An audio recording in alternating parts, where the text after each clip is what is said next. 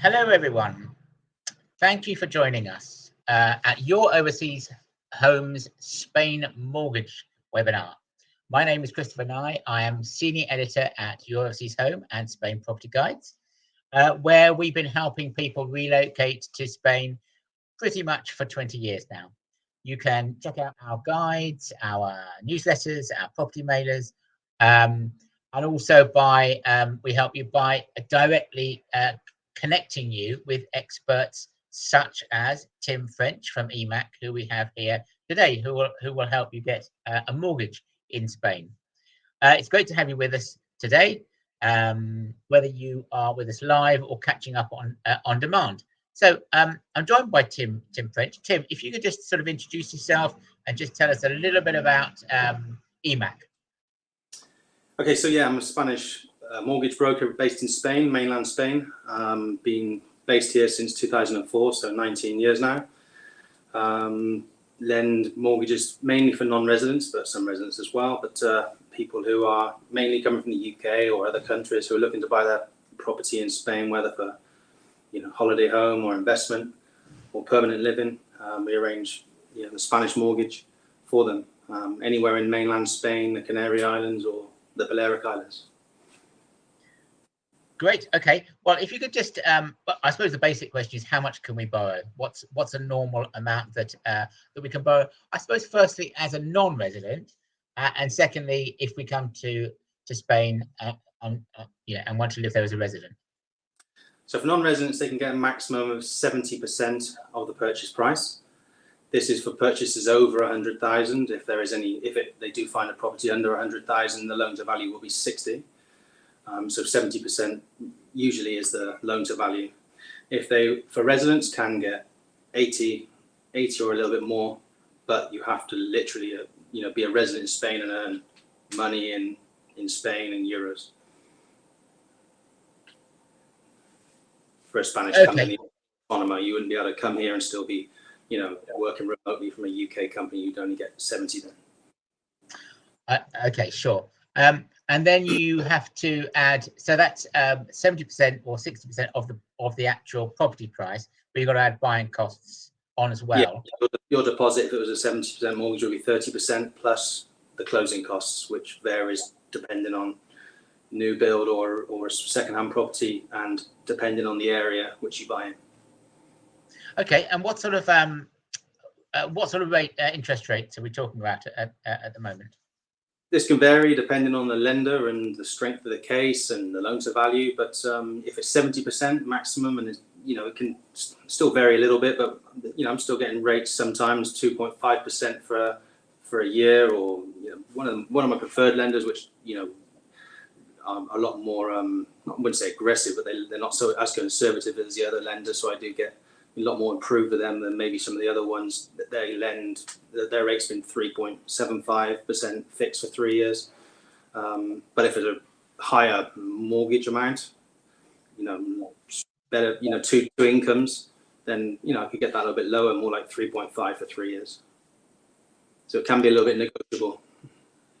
Okay, and how do people work out how much they could borrow? What's that based on? Is it it's a debt to income affordability ratio. So and it's usually 30 to 35% debt to income. So what I'm saying with the interest rates, if somebody had a really low debt to income, then they probably could get a lower interest rate. If it was closer to the 35, then the bank will probably give it more like 3.75 for fixed for 3 years.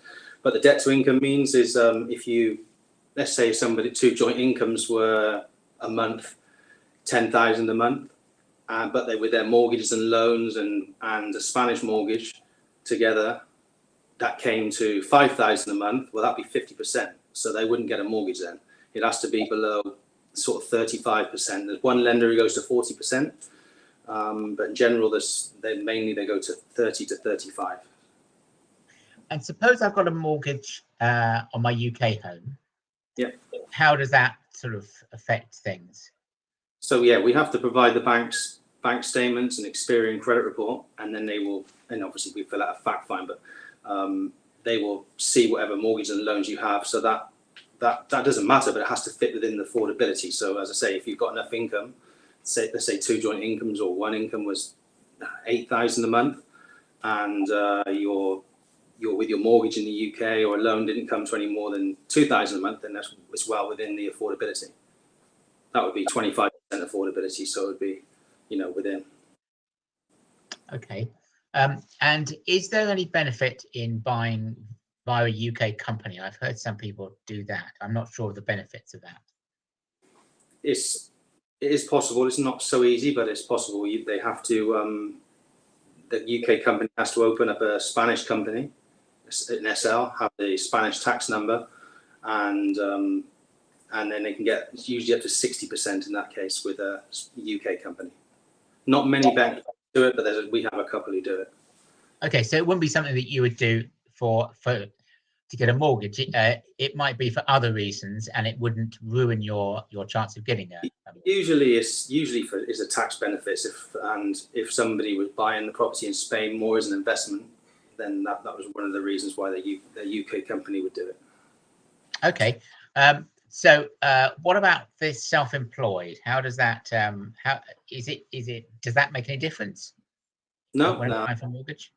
Just the different documentation that's asked for. If somebody is a self-employed, then it's last 2 or 3 year tax returns, the SA 100 and tax calculation, and a bank statement. If somebody has a limited company in the UK, then they would ask for their tax returns, which show their salary and their dividends, and also the company accounts as well. And I mean, how about people whose businesses maybe have been were shut down over the pandemic, or maybe they weren't earning very much over the pandemic? How would that be affected? Could they use some records from 2019, say? They usually some banks ask for last 2 years, some ask for 3. So, if that 1 year during the 2020, for example, when things were all shut down, affected the average for the last 2 or 3 years they asked for, then they would be sympathetic for that year. So they will just ask, okay, can we see the previous year, 2019, 2018? And as long as the last year or two has back to normal, then there wouldn't be a problem there now. And is there any kind of room for negotiation? I mean, do you sort of advocate on our behalf to say to the mortgage company, well, that's not right, but look, he's got, I think he's basically a good bet, or is it fixed? Does the computer either say yes or no? There are a couple of banks who just work on a scoring system, so then they're very difficult to go against that. But if a client went there directly, they probably wouldn't get around that. But if you go through a Spanish mortgage broker like myself, who put a lot of business with that bank, we have a little bit more power with them, and the branch will fight harder, or the area manager will fight harder to get a case like that through. If it was like a little bit over the affordability. It helps if there's two joint incomes and a higher income.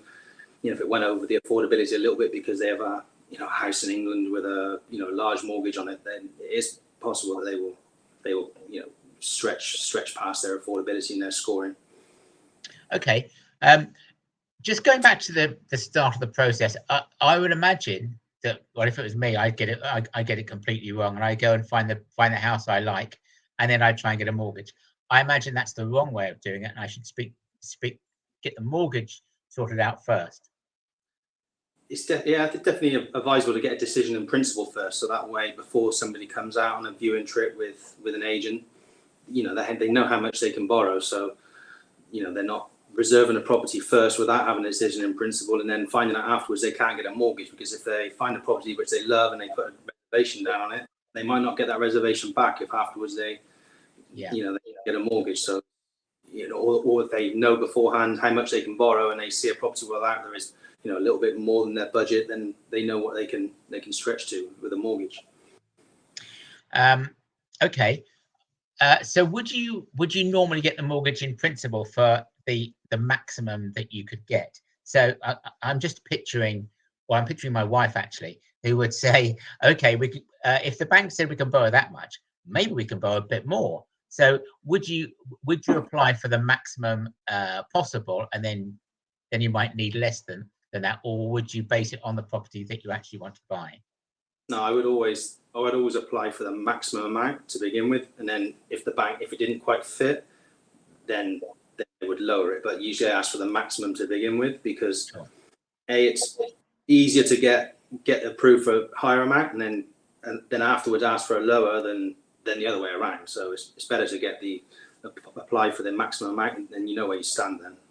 Okay, great. Well, we've had a question in, and it's from Martin. He says, how does age affect mortgages? I'm working in Spain, but aged over 60.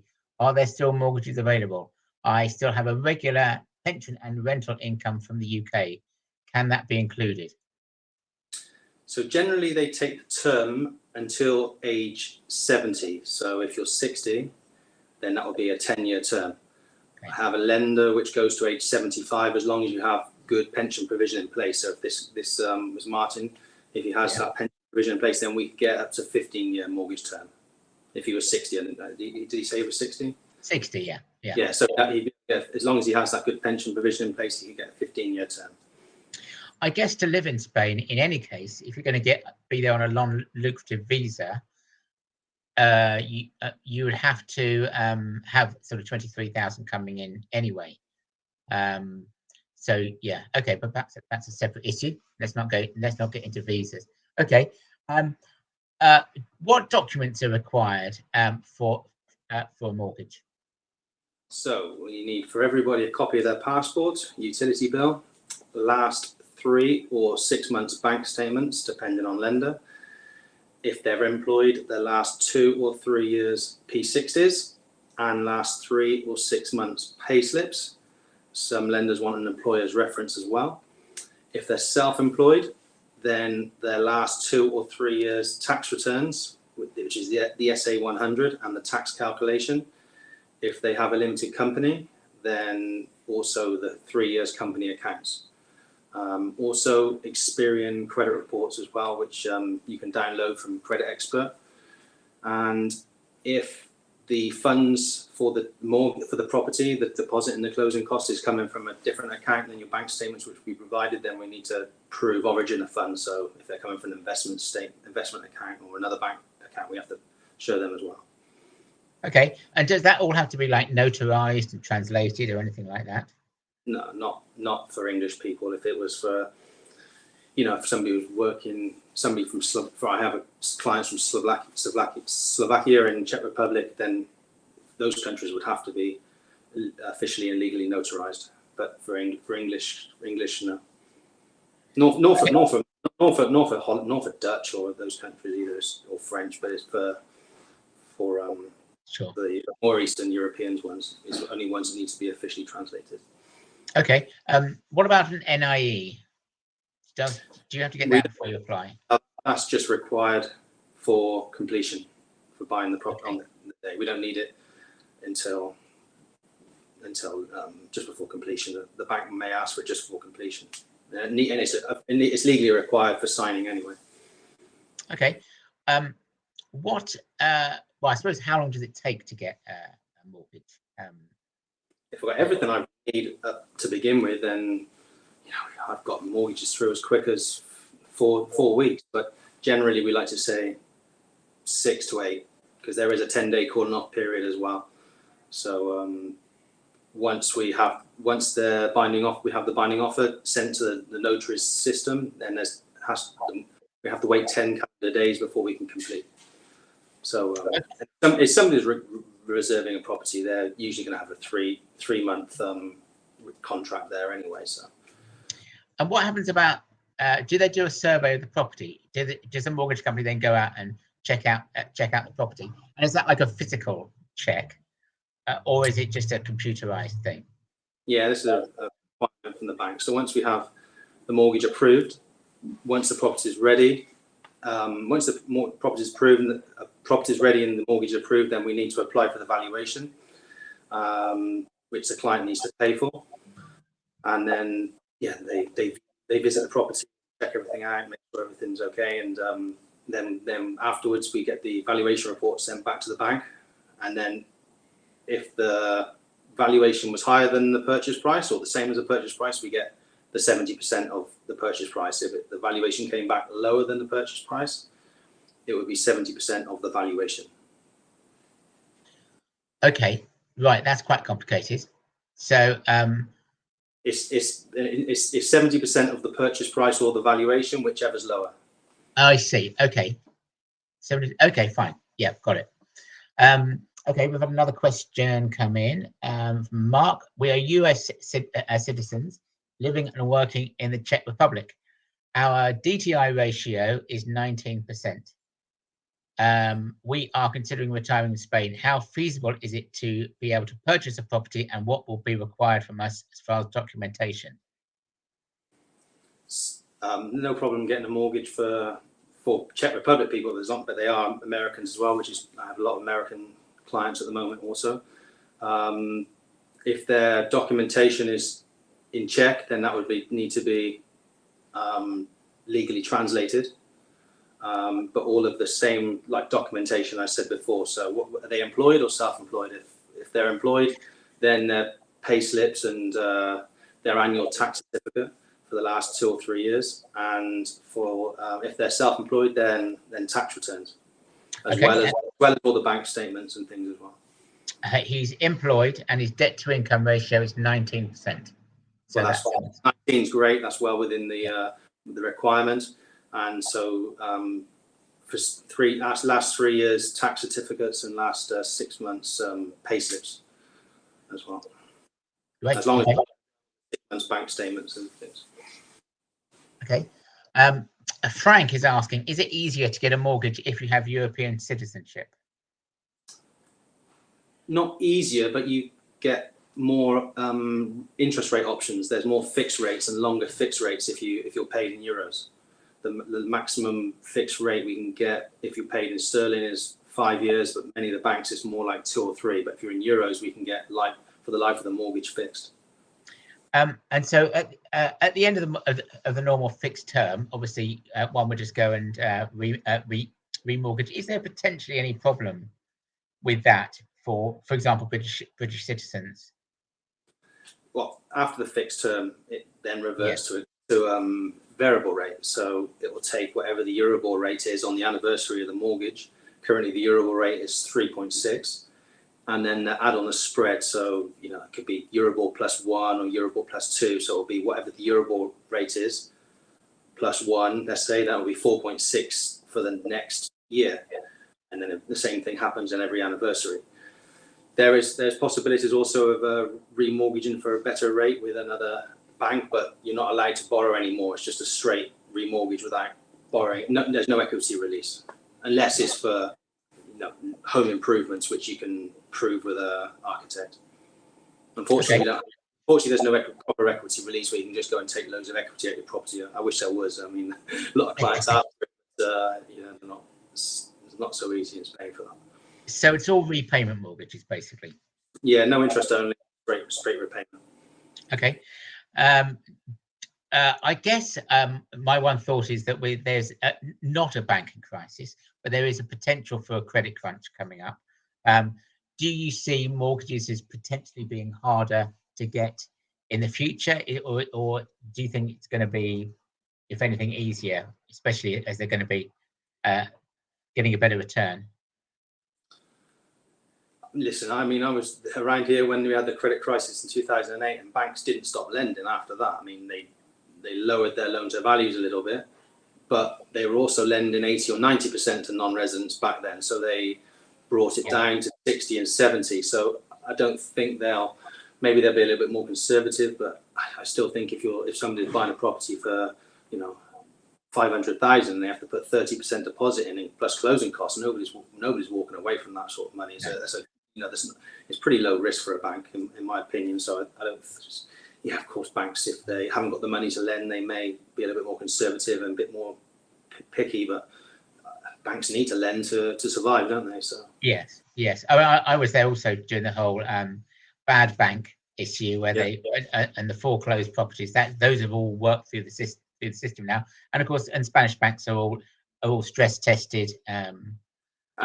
Before the credit crisis, the people in the UK were remortgaging their properties to put a deposit down for a property in Spain, then getting some cases 90% of valuation. So, Yes. people are happy to walk away from that once interest rates rose and there was problems, but people aren't walking away from a 30% deposit plus closing costs and all the furniture and everything else they've done to the house. They've got too much invested in it.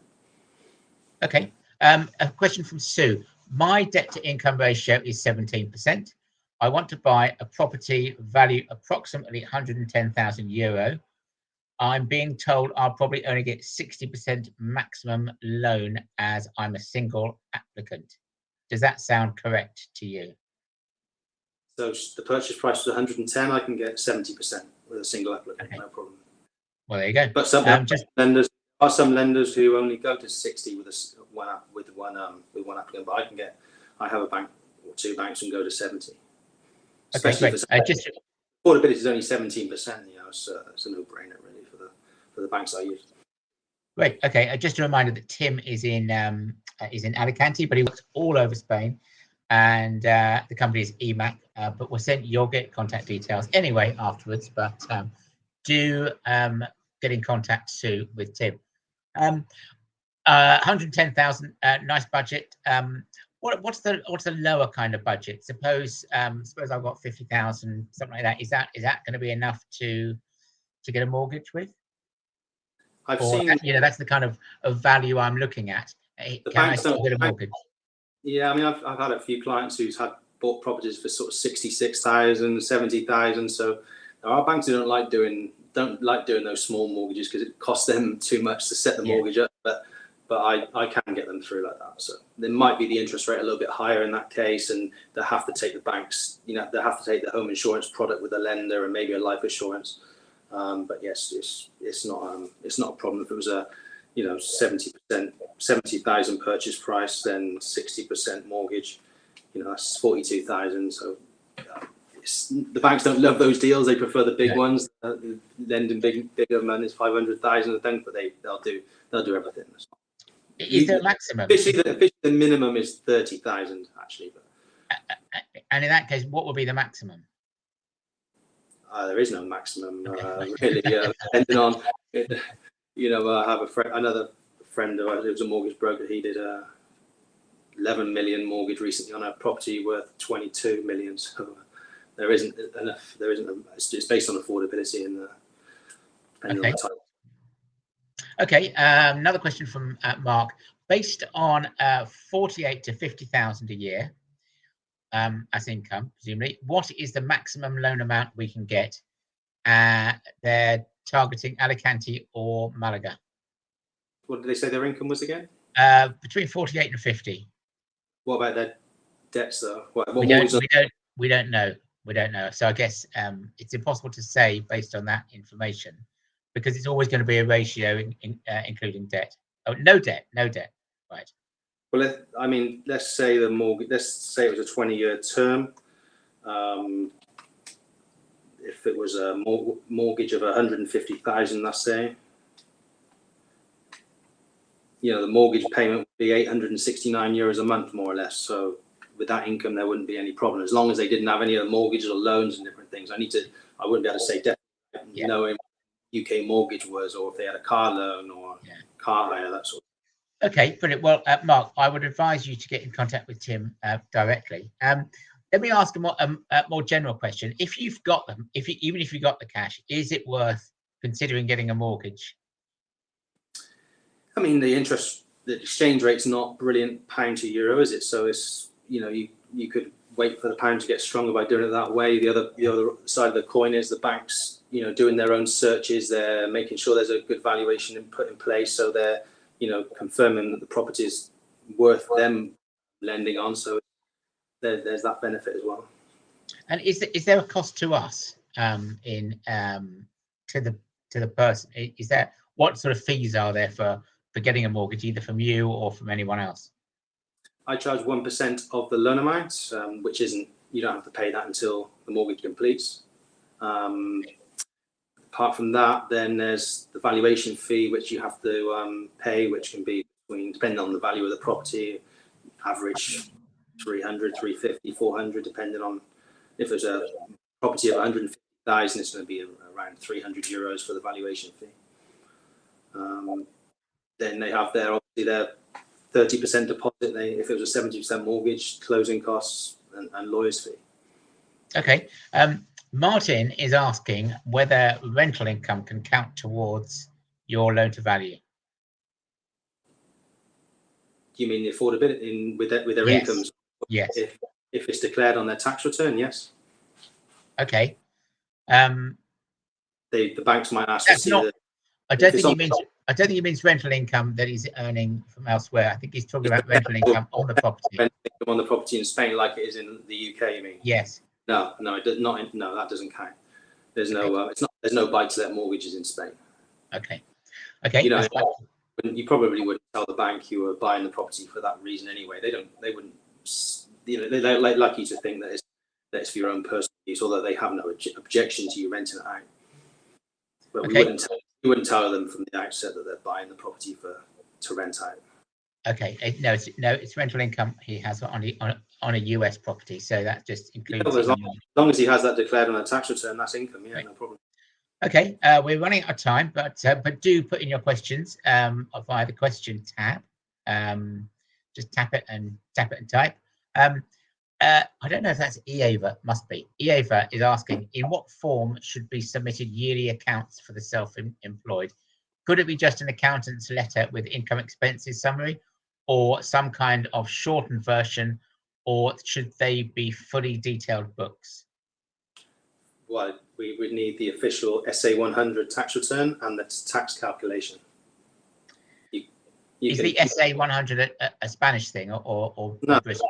This is for the UK. Okay. Is she from Spain, this lady? No, I'm not sure. But I was just wondering if it's is there like a standard? In Spain, it's called the renter, the annual renter. It's like it's a tax return as well, so it would need to be official. Both ways has to be official.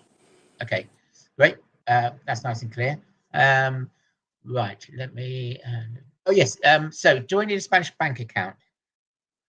Yeah, and the lender who we put the mortgage with will open up the bank account with them, and that's where the mortgage payment will come from. So once we have the mortgage approved, then we get the bank account opened, and then every let's say the mortgage comes out the first of every month. That's what the account will come out of. So you have to make sure the funds are in that, and the 30% deposit and the closing cost has to be in that bank account a couple of days before completion as well.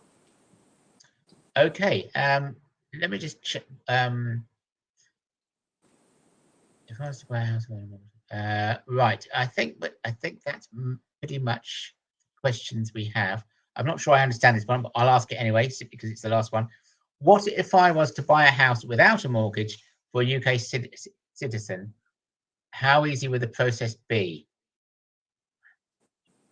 If they were to buy the house without a mortgage, I think that's perhaps a question for a different. I mean, it's straightforward, isn't it? There's no mortgage input there. It's just them buying a house with their own funds, isn't it? So it's not, I don't think that it'll be a lot quicker. They can potentially complete within as long as they got their NI number, they can complete as soon as they, between them and the seller and the lawyers. Okay, so just to sort of finish off, to sum up, it seems like a pretty easy process. It doesn't take very long. The paperwork isn't exactly onerous. It's not like how would you sum up the message to our viewers? It's straightforward for me because I've been working in Spain in this mortgage industry for 19 years. So I have everything streamlined. I send everything to the clients with a list of the documents I need. I don't submit it until I have everything. Make sure I have a simple, generic fact find. I get them to complete as well, which the banks like. They understand it. So for me, I have everything streamlined and a good process in place. So it's, I get everything through very quickly, so it doesn't take too long. And plus, the banks I work with, I've been working with them for a long time, so good trust with them and good relationship with them. Would it make sense to open a bank after speaking to you, because you can recommend a bank that you open a bank account and then you get a mortgage with the same people, Does that make any difference? If they really needed a bank account, yeah, we can do that. If there was no urgency for the bank account, we may as well wait until we've got the mortgage approved with a specific lender. Okay. Great. Okay. Well, we've reached the end of our time. So we packed such a lot in there. So that's really, really helpful, Tim. Yeah, so do please get in contact with Tim. You could be a Spanish homeowner by the summer with a mortgage on a nice low rate in historic terms. I mean, when we started, we were talking about double these rates, weren't we? So even though interest rates have gone up, they're still really, really affordable. So thank you very much, Tim. Thank you for those who've watched. If you need to watch it again, you'll get a recording, I think, sent to you, or you can find it very easily on demand at the Your Overseas Home website. So good luck in your Spanish house hunting. Thank you very much. And thank you, Tim. Thank you.